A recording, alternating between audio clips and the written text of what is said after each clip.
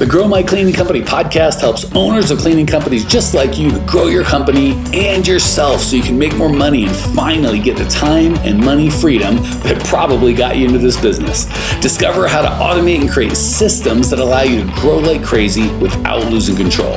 If you dig the show and want to show some love, subscribe, rate, and review on iTunes. It really helps. Enjoy the show. Hey, Clean Nation, Mike Campion here with Kurt Elsener. This young guy started Premier Janitorial Services March 2021 in Tulsa, Oklahoma. I believe started with construction cleanup and now is moving into big boy regular commercial cleaning. One of our clients, and he's got just a very cool story, and I wanted to share it with you, Clean Nation. Did I miss anything or add anything or leave anything out that's important, Kurt? No, sir, you didn't. Just like to thank you for having me on. A little bit about our background. We started 2021 and we did start in construction cleaning, and I had quite a bit of contacts in that industry. So it's pretty easy to get in, and you feel like you can make a lot of money in there, but boy, there are some challenges involved. So we kind of went on to focus more on nightly janitorial stuff. So previously to starting the company, I managed a commercial cleaning company in Tulsa, and my boss was super. You couldn't ask for a better boss, really. But it was just looking for something more for my family, and so just decided to take a leap. Well, first of all, man, I'm so proud of you it's a big deal to It's hard when you've got a bad boss and a bad situation to leave and start your own gig. It's harder when you have a good boss and a good situation to leave and start your own gig. But I love that you were clear on what you wanted more so than where you're at. Sometimes you got to get something good to get something great. That said, I also want to encourage you and kind of give a warning to Clean Nation. Most people start with construction cleanup, move in, move out for exactly what you said. I had contacts. It was easy to get in, right? Well, there's a reason it's easy to get in because no one wants to do it. It's either new people or people that aren't. There's a lot of churn. So there's a reason that people want that, right? I don't know that my criterion would be if I was dating. It was really easy to get a date. She said yes. She had nowhere else to go. She was desperate. Like that's not really. I think I'd rather work a little harder to get the right mate than be like, she said yes. What are you going to do? And we kind of do that with clients where it's like they say yes, so that's where I end up. All right. That said, walk us through, because I've known you for a while now, so I can't even hardly remember where you're at before we kind of got together. So catch everyone up with what your frustrations were, where you started, what made you reach out and decide to do something different. Yeah, so the reason we reached out is we just knew that there was better ways to do things. In my previous situation, we really didn't have good systems for much of anything, so it was just kind of we were chasing our tail, just putting out fires all day. So starting off, I got in pretty early. I just wanted to get off on the right foot and see what those systems and processes looked like. And that's another thing I want to encourage. We get, unfortunately, the bulk of the people we help are not what Kirk's talking about. They almost don't like talking with brand new people because they don't know what they don't know yet. So they haven't experienced the pain and they're like, oh, I'm sure it'll be fine. It'll work out. And you ask questions like, why will it work out? Because it has to, because I'll never give up. I'll keep trying. And they kind of give these platitudes, which is great. It's a good business attitude, but it's a terrible business strategy, right? Like it's got to work because it has to. Like if you weren't the one saying it as a coach looking on the outside, you'd be like, that's an insane strategy, but like, it's going to work because it has to. That's terrible. So kudos to you, Kurt. And I want to encourage others that are just starting. Most of the time people come, and it's not about coming to us, it's about getting help and doing something different. They wait until they've had their teeth kicked in and they're like, I cannot live like this anymore. So same thing with your boss. A lot of people have just stayed there and been like, well, he's nice and it's good. And it's not exactly my dream, but it's not terrible. So I'll just keep tolerating it. So I love the fact that early on, you're like, no, I want what I want. And I'm going to step out in faith in that. So I just want to encourage everybody out there. You don't have to wait till you get your teeth kicked in to do something different, right? You can start from the beginning. And again, it costs time, it costs money, it costs stepping in your comfort zone, like anything good. It's so funny how people want to build $1 million business, but they don't want to, like I can figure it out on YouTube in 10 hours a week in my spare time. It's like, none of those things are true. Like that's insane. Like I'm going to be the best barber in the world. And I'm just going to figure it out on YouTube. Like, okay, maybe, I don't know. So just want to encourage all you guys out there. You do not have to wait till the crap hits the fan to change your life, right? Like that's the vast majority of people come to us and, don't look for help when you're 700 pounds. Look for help when you're 220 and you should be 180. Like let's not wait. All right. That said, here's a fun question. I don't think I've asked this before. And this is selfish for me, and I think it'll be good for the audience. A lot of people come, whether it's us or somebody else, to a coach, and they've got this kind of picture, hopes and dreams of what they're going to get. And oftentimes what their experience is different, for better or for worse. I'm not saying I don't know. I would love to know, just when you kind of reached out for help, whether to us or anyone else. I know you ended up working with us, but what was your hopes and dreams? And then what was the reality? I'm just very interested in your perspective on that. Oh boy. I don't know that I had a ton of hopes and dreams, but I think I would say when I came in, I was really just interested in the systems, the processes. I'm like, just show me what to do and how to do it and let me do it. But what I found was some of the most important things I've learned it really relates to mindset and all the help that we've gotten in the mindset areas of the business it's been big. So, which is interesting you say that, because of the people that I get to talk to, both clients and non-clients, you probably it's almost like people complain the rich get richer. It's like people that have a really good mindset tend to get a better mindset, and the people that have a poor mindset don't value it and won't be coachable. So the people that are all in committed, they're wildly decisive, they're resourceful, they want to figure stuff out. They tend to, when they get good coaching, dial up those knobs, because that's really what you need to be, right?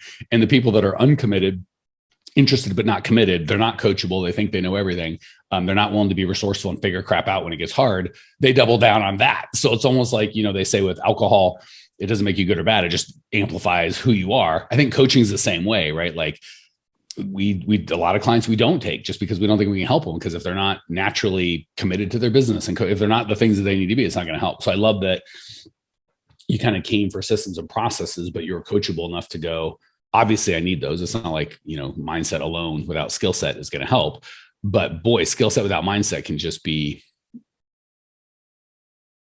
a reason to, when you're more attached to your excuses than you are to result, you can kind of go that way. So what were the big changes you made?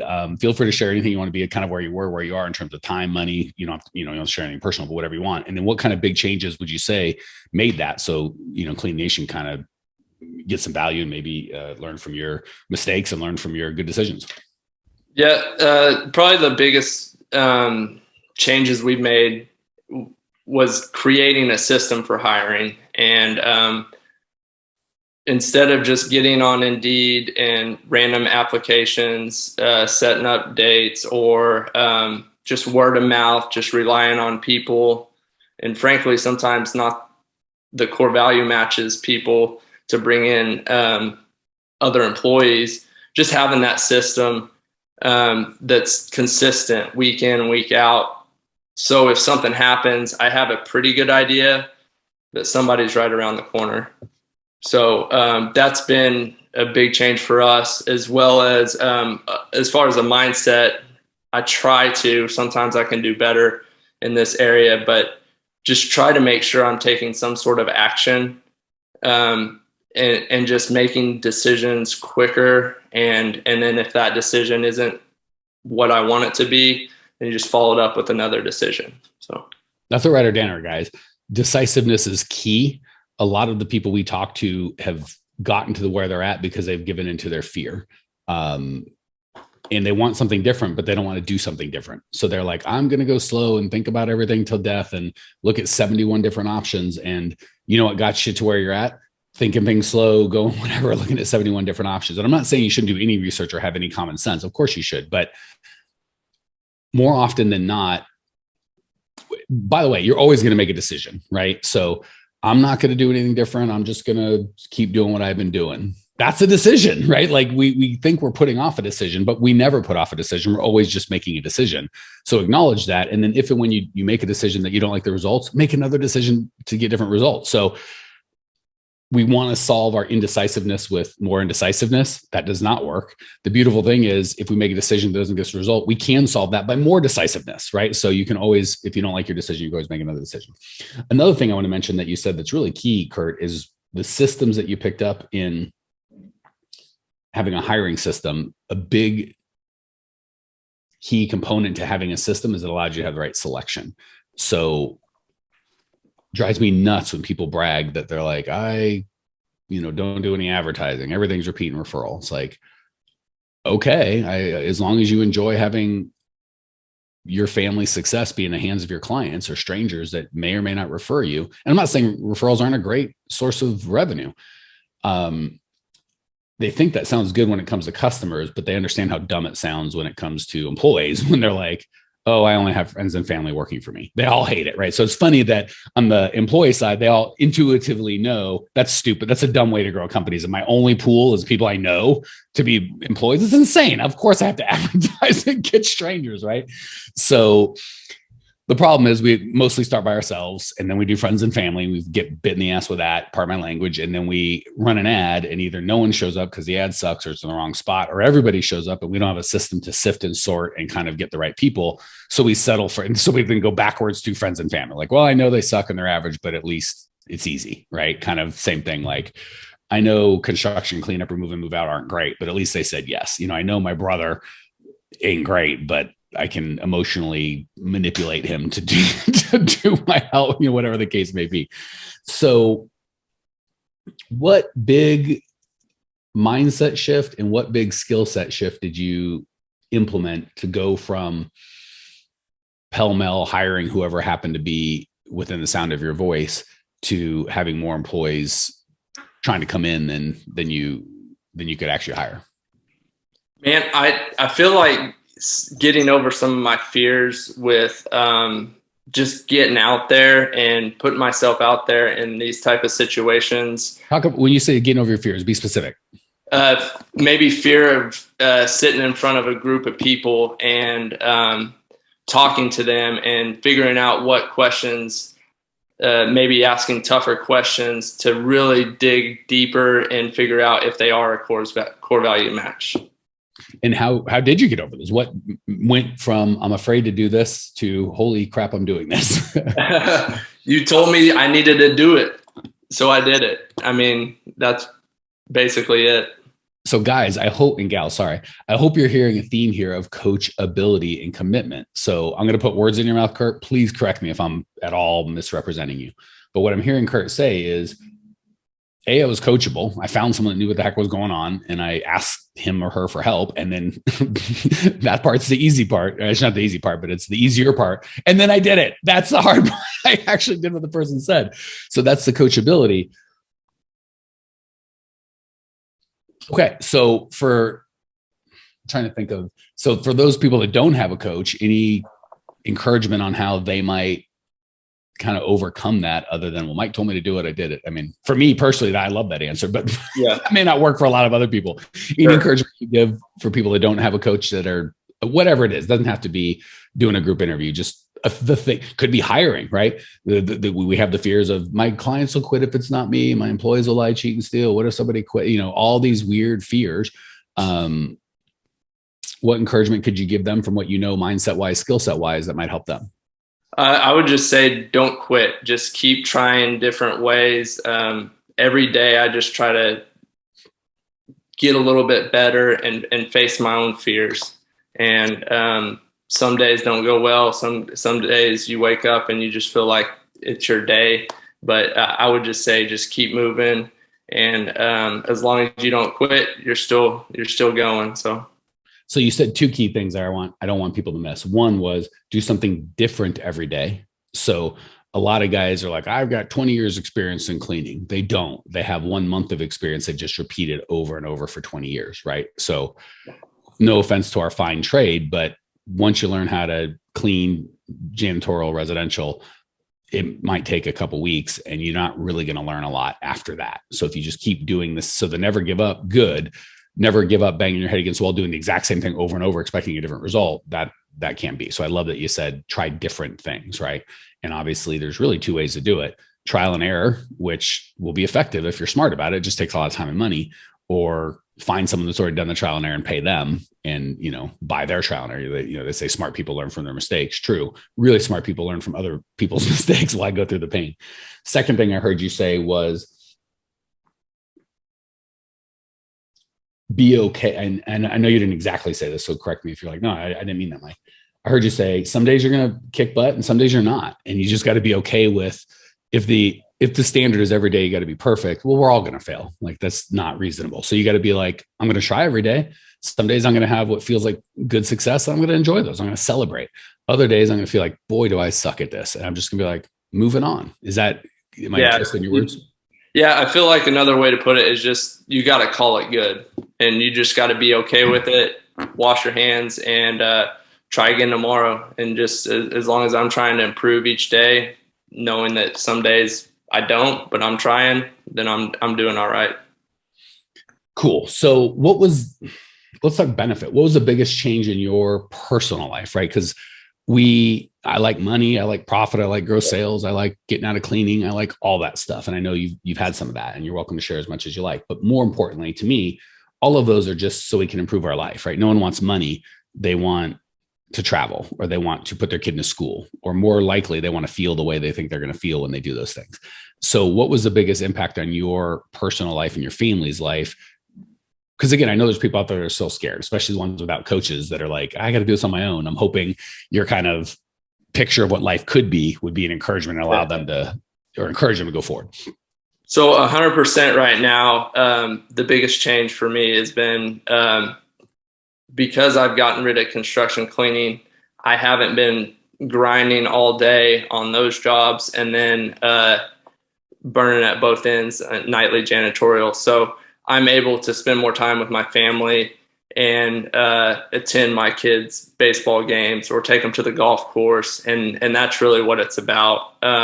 And then in the future, hopefully set my family up for where we don't have to worry quite a bit as much about money and that stuff. But really, it's about quality of life, because time's one thing you can't get back. So that's what we're achieving. So with this less time, if you're making less money, not as impressive, right? That's a pretty easy math. If you're making the same or more money, that's different. So I don't care about revenue. Profit to you and your family, now that you're spending less time on the business, what's your time investment? Has that gone up, gone down, or stayed about the same?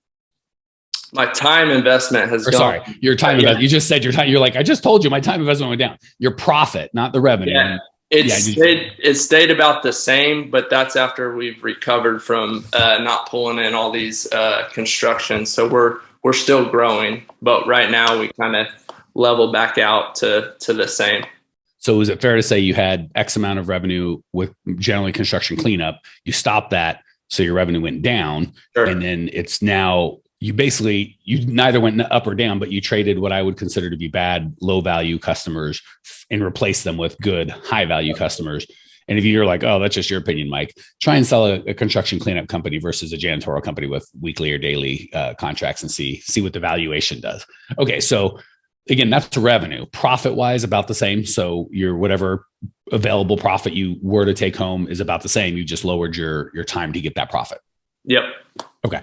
So let me give 3 things on that. The first thing Kurt said, which I really love, there's probably 2 big things that are the biggest hidden levers, right? So we all need systems and processes. We know that. Employees, we know that. Getting new customers, we know that. These are all kind of the things that we know we need, but we don't oftentimes know how to do them. Where we start with our program is there's kind of the hidden levers that we don't know that we need, but they're wildly important. So I want to make sure I point those out to you before we go forward. One is picking the right customers.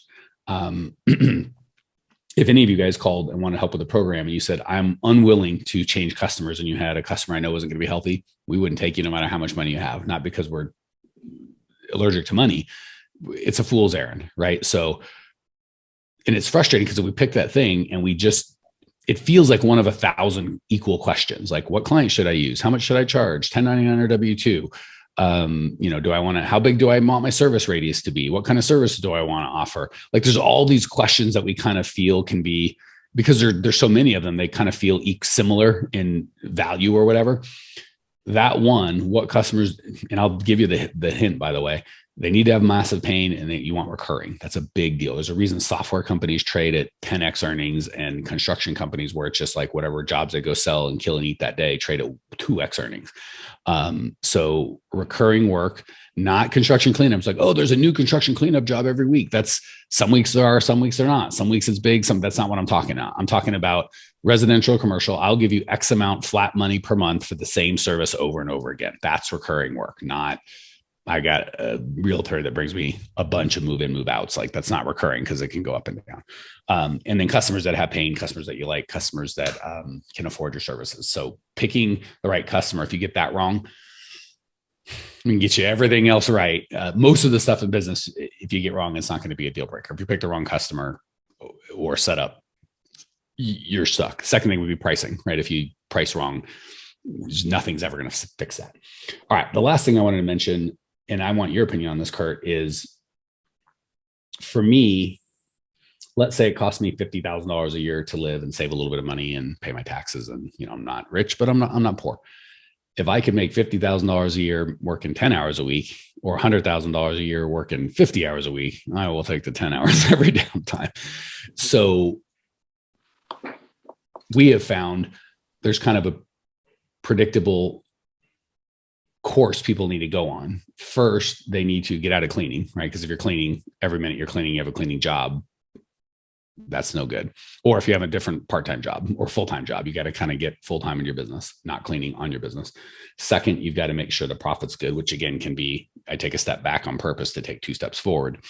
And once we kind of get people's income to match their time, or sorry, their expenses, right? So for one guy, it might be 30 grand. For another guy, it might be 80 grand. It's not a magic number, right? Depends where you live.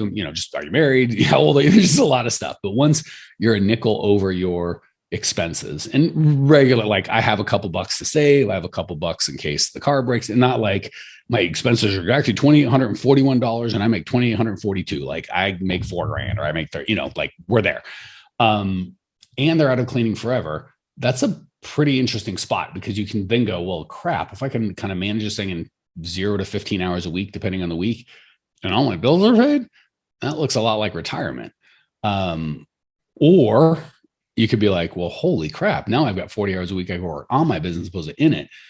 Have you gotten to that spot where whatever your bills are, like the business pays for it, you're under 20 hours a week consistently? Or are you still walk us through that transition? Yeah, so we're not quite there yet, but I can see what the lifestyle would look like. So we're still working towards getting to that goal. But you're out of cleaning completely, correct? I'm out of cleaning completely, but I need I need to make a few changes in my system to make sure I don't get dragged back in if something goes wrong, if that makes sense. So like I said, I got some work to do to make sure I don't ever have to get back to cleaning. Cool. And then how many hours a week would you say you're working now versus before?